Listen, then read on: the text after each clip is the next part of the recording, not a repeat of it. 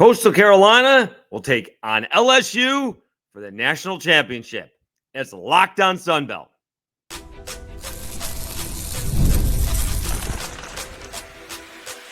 You are Locked On Sunbelt, your daily podcast on the Sunbelt Conference, part of the Locked On Podcast Network, your team every day. All right, Dave Schultz, Locked On Sunbelt, your teams every day. Today's episode brought to you by Monarch Money. Take control of your finances with Monarch Money. Use code LOCKEDONCollege at monarchmoney.com for 50% off your first year.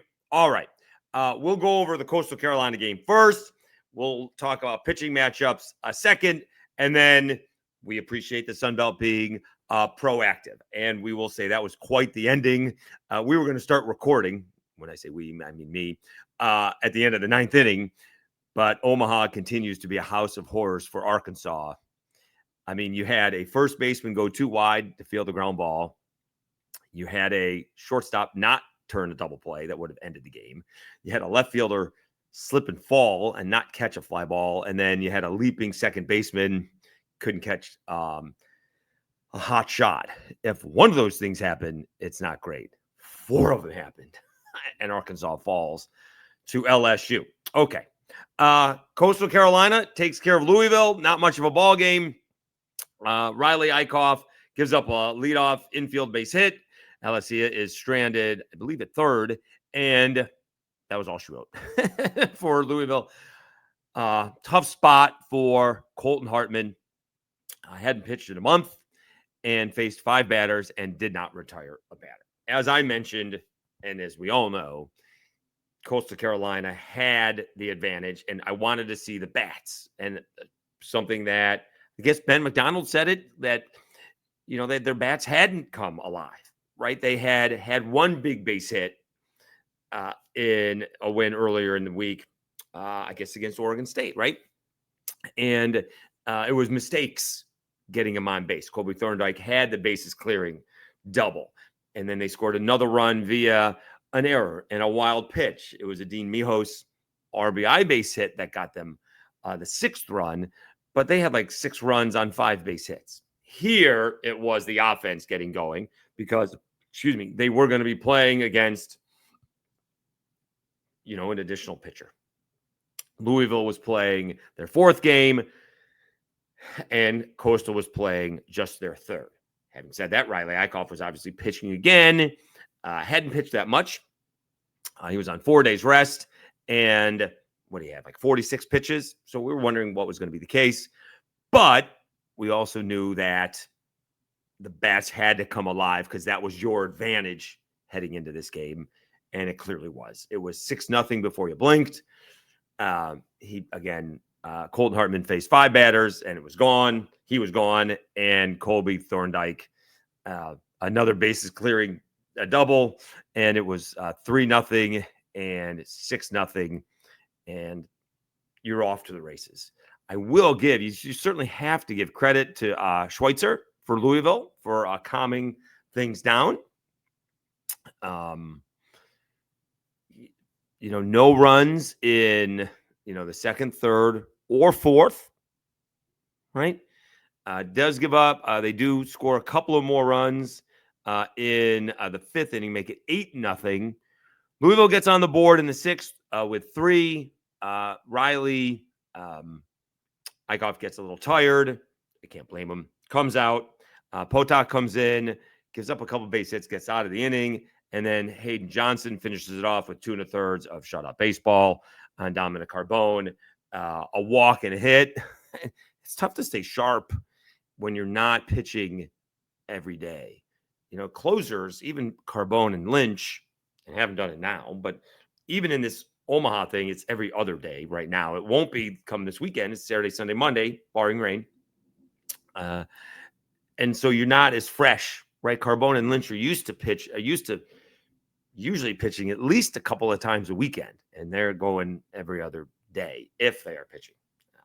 And so the bats came alive, kept on coming, and something that they had not seen. Again, Ben McDonald said, I was concerned that they hadn't hit with runners in scoring position, and their offense was outstanding today. Again, Thorndyke, 3 for 4, 5 runs batted in, scored 2 runs. Bodine, who, by the way, Gold Glove winner, Kade Bodine, 2 for 5 with a run scored. Alexander, 2 runs scored. Blake Barthol, a grand total of 1 for 3, but walked once, probably hit by a pitch, scored 3 times. All right. Walker Mitchell, 1 for 2, 2 runs scored, 2 walks, 2 driven in. All right. Dean Mijos had 2 runs knocked in. He's been in the lineup the last few ball games after being out for a while. Ty Dooley was 1 for 4 with a run batted in. So again, and we'll talk about this certainly for the next couple of days. You know, Coastal Carolina is a really solid, obviously, even lineup. They have a couple of boppers, I guess. Alexander and Barthol have double digits in home runs, and obviously Thorndyke can go deep, and everyone's got home runs. They don't have a Bear Jones. All right, they don't have the one guy that can, put you on your back, right? Like that's why Coastal's going to bunt a lot. They're not waiting for the 3-run home run that LSU can have. But nonetheless, their bats come alive. They have been outstanding. As I saw one of the Chanticleer Twitter handles, they have, I guess they did not lose in the conference tournament. Obviously, they've won 26 in a row, but conference tournament, regional, super regional, and now College World Series. That's impressive. All right. Now, I will say, as good as they have played against, and I thought Oregon State was going to be the best, maybe not, the level of competition is going to step up, especially against the pitching and maybe the lineup as well. All right. Arizona had a couple of guys. Oregon State had a couple of guys. LSU's got a lot more than a couple of guys, right? They have a couple of good front-end pitching guys and some good back-end guys. Now, it's not in terms of pitching depth. I don't think it matters right now. I think everyone's going to be raring to go. I don't think it's going to matter unless there's a big extra inning ball game or weather that knocks somebody out. All right. And it would basically be even because I think you got the 2 top guys for both teams. I don't think the 2 top guys are going to necessarily face each other. We can talk about that here in a minute, but it should be a heck of a series. I'm sure LSU will be slightly favored, which is probably SEC bias because one team's won 26 in a row. And LSU had to beat Little Rock a second time just to get to the Super. They had to eke out their own regional. Now, they did take care of West Virginia, and they haven't lost in the College World Series either. So they're in the same boat. They certainly made Wednesday night interesting against Arkansas, but they're in the same boat with Coastal Carolina. Not having lost yet. I don't know how the days changed. They did have a rain issue, but I guess they both end up finishing up on a Wednesday, maybe just to make it even for Saturday. All right, so let's talk about this matchup. Let's talk about the pitching. We will do that when we come back, right after I tell you about Monarch Money.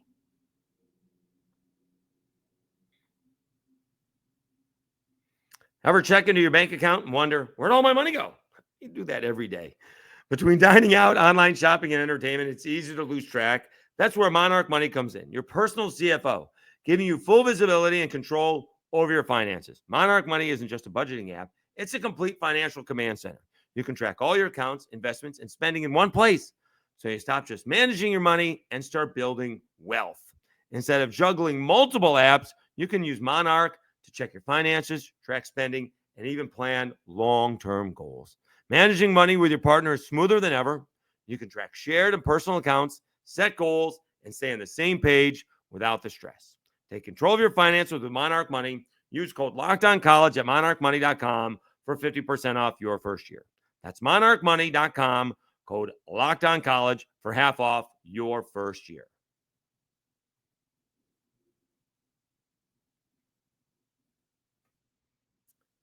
All right, Dave Schultz, Locked On Sunbelt, your teams every day.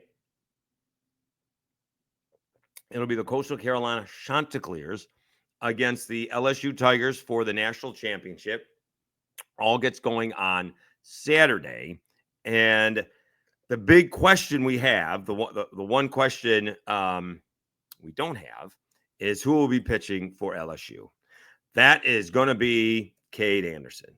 He is potentially the top pitcher in the nation, expected to maybe be the first pick in the draft. He is outstanding. He gave up exactly 1 run in 7 1/3 innings to Arkansas, a lineup that is loaded with home run hitters. All right. He is outstanding. He was 11-1 this year in 18 starts, 3.44 ERA, 110 innings pitched, 88 hits, 44 runs, 42 earned. So they played some really good defense behind him. 170 strikeouts. My goodness. 30 walks. Did give up 16 home runs. Opponents hitting just 218 against him. So he will be formidable. All right. The other LSU pitcher, Anthony, Einstein, statistically just as good, if not a little bit better, actually. 11-2, 2.92 ERA, 81 hits and 101 and 2/3 innings pitched. He struck out 143, giving up 35 walks, 36 runs, 33 earned. All right. He has opponent's batting average of 215. Okay. So that's basically the first 2 pitchers for LSU. It will be Kade Anderson on Saturday and Einstein on Sunday. The question is what Coastal Carolina does. I happen to think, and I don't know the matchups, we'll find out if they want to change it, what LSU does against, they're both righties, so it doesn't really matter. Cam Flukey going or Jacob Morrison. Okay. So Jacob Morrison is better, Sunbelt Pitcher of the Year. Cam Flukey's really good. I'm going to think it's going to be Cam Flukey. We'll see if the smartest man in the room changes his mind, Kevin Schnall. The thing what Kevin Schnall has not done over the last month, though, is pitch Jacob Morrison on short rest. He has not done that. And we're going all the way back to the regular season when the regular season moved up Thursday, Friday, Saturday, instead of Friday, Saturday, Sunday. And so he stayed on Friday. In the Sunbelt Conference Tournament, he didn't pitch Wednesday or Thursday. He pitched on Friday. In the regional, he didn't pitch on Friday. He pitched on Saturday. And then in the Super Regional, he then pitched on Saturday. And then in the College World Series, he didn't pitch on Friday. He pitched on Sunday. So Monday, Tuesday, Wednesday, Thursday, Friday. That would be 5 days rest instead of 6. That's why I think it's going to be Cam Flukey is going to go up against Kade Anderson. And then you'd have Jacob Morrison going against Einstein. All right. Would it shock me if we got Morrison versus Anderson? It is not. It would not. This is going to be his last outing. There's nothing to hold back, right? We're not worried about, we're not worried about next week's outing or the week after. This is it. We'll see what they do. Okay. You'd have Flukey for the next game. You got to pitch both of them. Flukey's rested, right? He would have pitched on,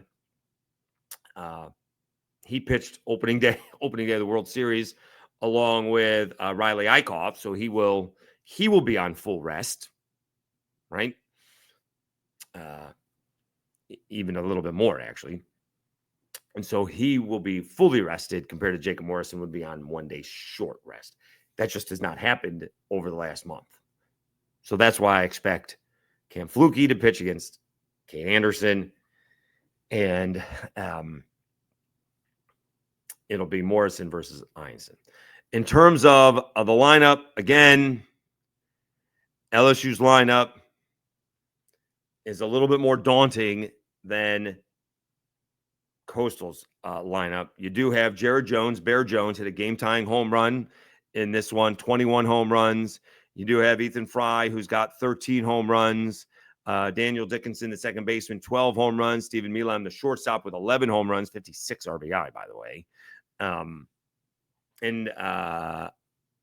So you got four guys with double-digit home runs. Jones with 74 runs batted in. He actually had a slump, and then he bounced out of he came out of the slump, I guess, on Tuesday. They had to play because of rain, they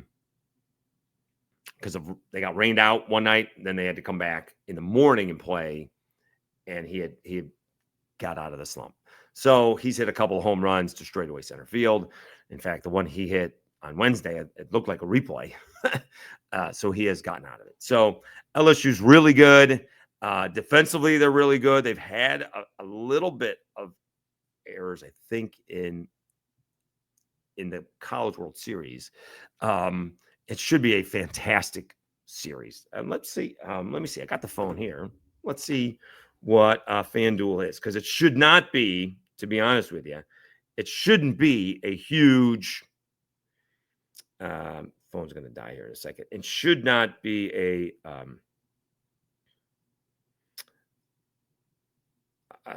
very big spread for we don't have it here.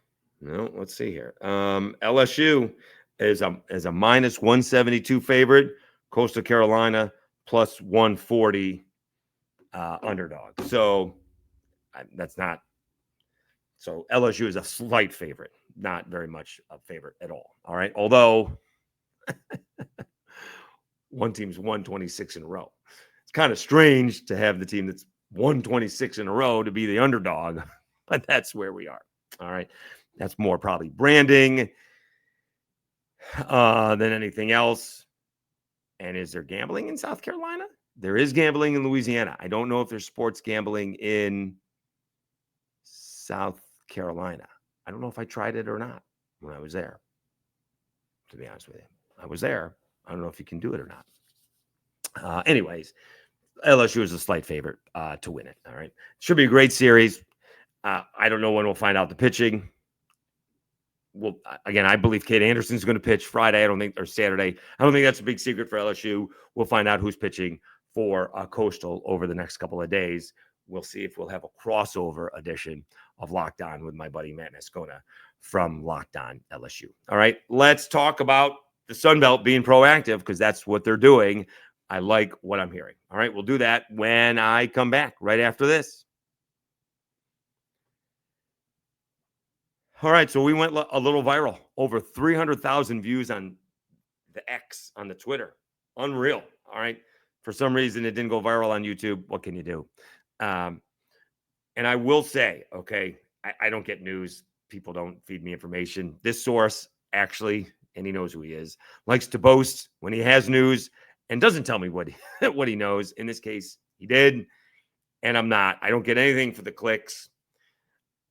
For all I know, it could be the Sun Belt gauging interest and seeing what it is. I thought it looked like it was 50-50. People are right that obviously East Carolina would be losing some money if they go from the ACC, AAC to the Sun Belt, but there's other reasons to do so. That's why they're waiting and seeing. All right. Anyways, thank you.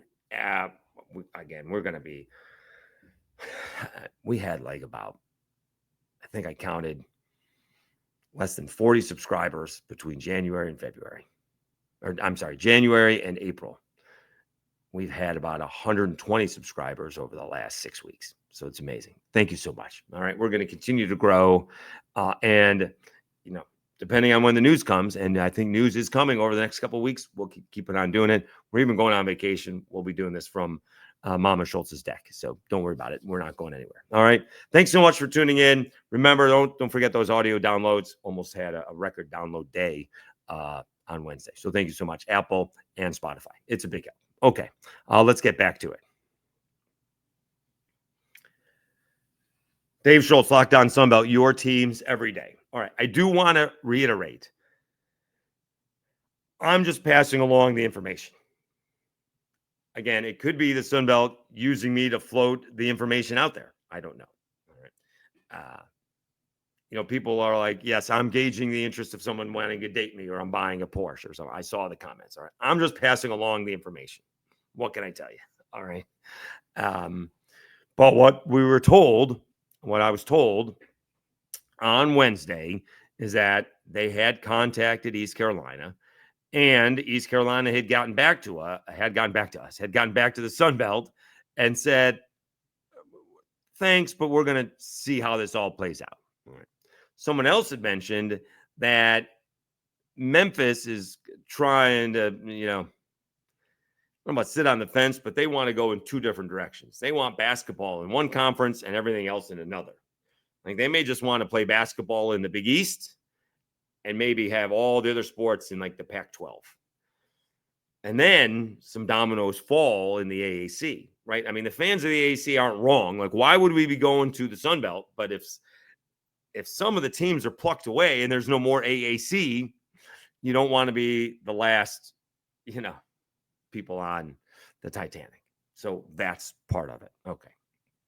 And so I like the idea of the Sun Belt gauging their interest. All right. It does not appear that Louisiana Tech is the slam dunk that some people thought it would be. Hard feelings are hard feelings. The last AD made it clear that he didn't want any part of the Sun Belt. I think you need to be adults and not hold that against the current administration. Again, rivalries are tough. The best rivalry that the Cajuns have right now is Southern Miss. It's not ULM. It'd be good to have a rivalry in the state. All right. Plus, that's a good rivalry for ULM and for Southern Miss. So that helps build rivalries in the area. All right. So I think Louisiana Tech should help out as well.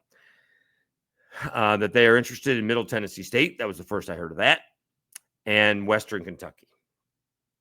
So those are all potentials. And I just like the idea that they're doing this and being proactive. Someone actually asked why East Carolina. And I think part of that is because what happened with Texas State.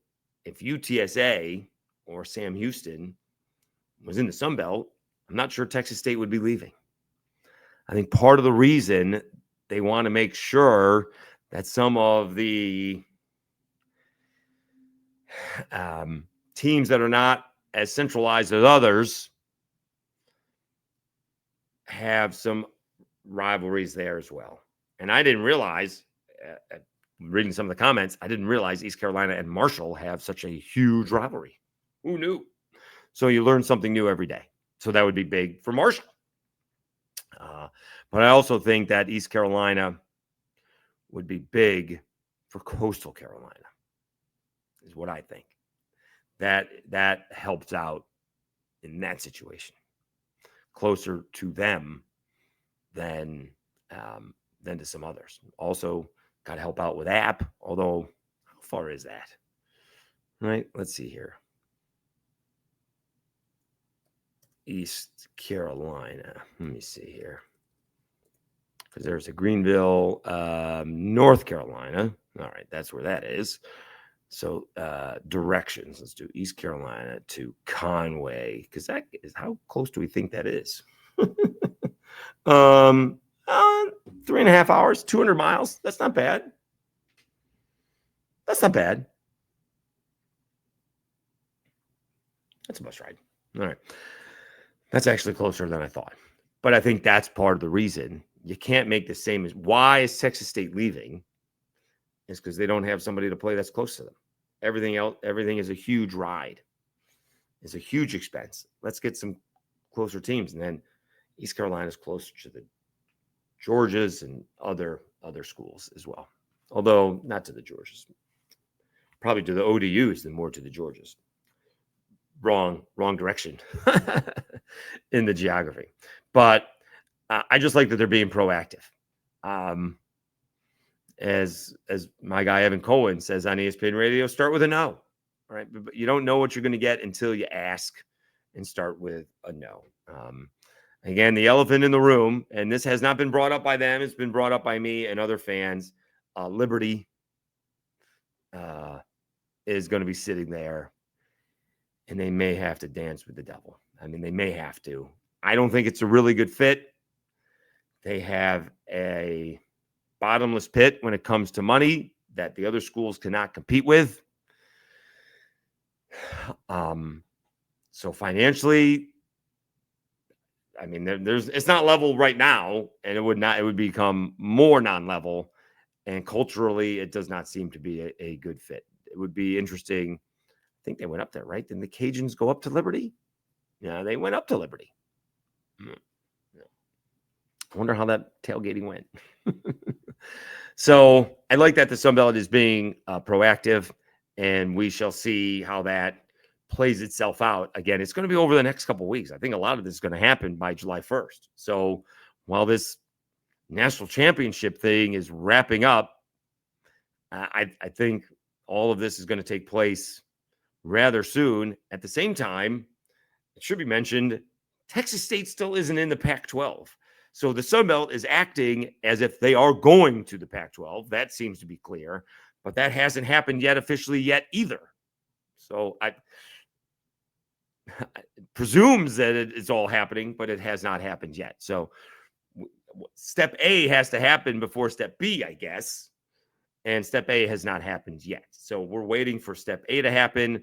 That's going to happen. And I guess the Sun Belt wants to be ready when step A does happen. The problem is if Texas State is leaving, who is going with them, if anybody at all, and what happens with Memphis, and how does that all play out?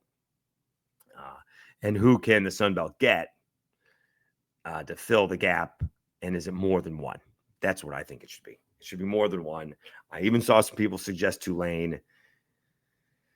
I mean, if you thought that La Tech didn't think they belonged in the same conference as the Cajuns, wait till you get Tulane into that conversation. That is two different levels. At least that's what Tulane thinks. All right. So good stuff. We will do more previewing. We'll see if we do get Mr. Moscona on. Our two jobs are like this. I don't have to work on Friday. He does. We'll see. And the preview show, he's probably doing a live episode right now.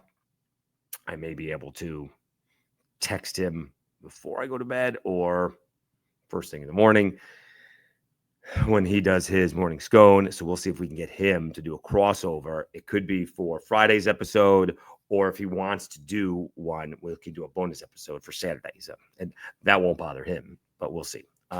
He's also he may be on vacation. So we'll see when he's coming home if he wants to do that crossover edition. All right. So thank you so much. Please like, share, subscribe, all that good stuff. It's been a big help, and we are growing by leaps and bounds. All right. Again, Coastal Carolina defeats Louisville 11-3. They are going to play for the national championship against the LSU Tigers beginning on Saturday. Thanks so much for tuning in to Locked On Sunbelt. You've been watching your teams every day. Enjoy Thursday. We'll be back with you on Friday.